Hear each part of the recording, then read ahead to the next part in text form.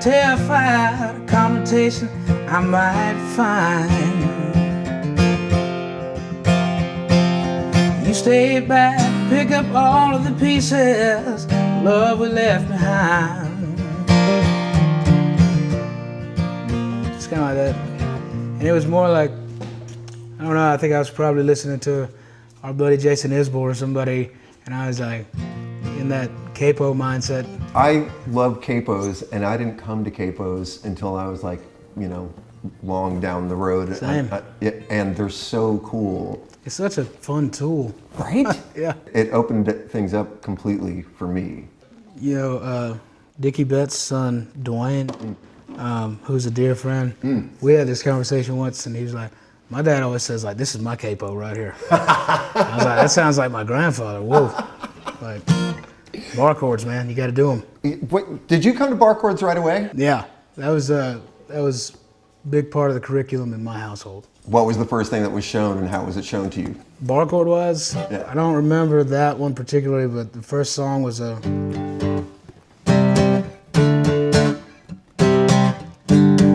ironically, by the Kingsmen, and then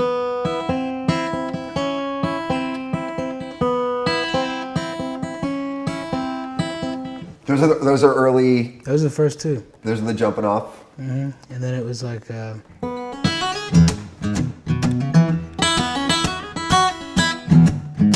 That's kind of a big jump.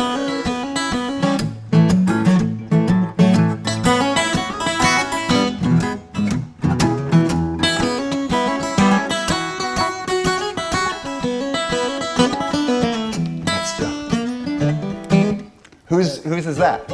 that's a Hideaway by Freddie King.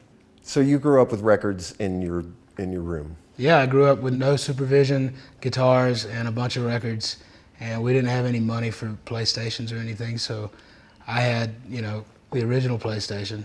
And I just had a lot of time on my hands, but my dad was supportive, but he wasn't like, you know, really diligent about my practicing and stuff.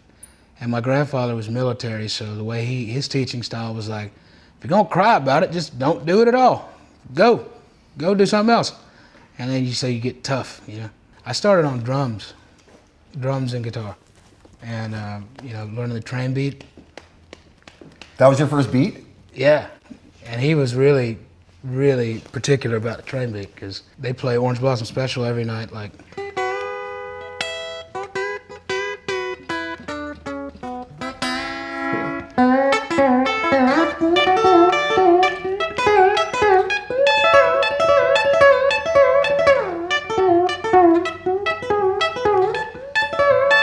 Like that thing, like.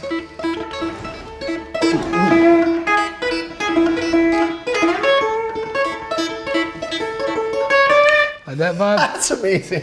Yeah. So they were teaching me that, and they even teach me how to play drums. Now, I mean, I guess you call it like interval training, but my grandfather was more like, you don't hear that going to the 4? You don't hear that that's the 4? And like, are you dumb? And it wasn't like in an abusive way. It was just more stern. He was an old school cat. When I was like really getting into guitar, like 11 and 12 years old, I was like, I don't want to sound like a guitar player, right? I want to sound like something else. So I'm like, what can I listen to? I'm like, what was Duane Allman listening to? He was listening to harmonica players, and he was listening to saxophone players. So I wouldn't listen to tenor players like, you know, King Curtis. I'd listen to King, and I'd listen to singers like Aretha. And then you can knock them all out in one shot and listen to like that Aretha record that's got King and Duane on it. And then you start putting all these dots together, and you're looking at just the tenor range, right? So that's what I was infatuated with singers like Aretha. And I got by just doing that and like trying to learn like Janis Joplin phrases on guitar, and like how can I make my guitar like gritty like Janis's raw vocals. So like the Marshall came into play, and fuzz pedals. Are there guitar players that have shown you things? Well, like my instructor, when I was in 10th and 11th grade, I went to the Fine Arts Center in Greenville, South Carolina, and I was part of the the jazz theory and the jazz performance classes.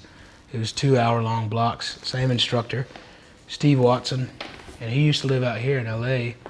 He's from Greenville, but you know, he played.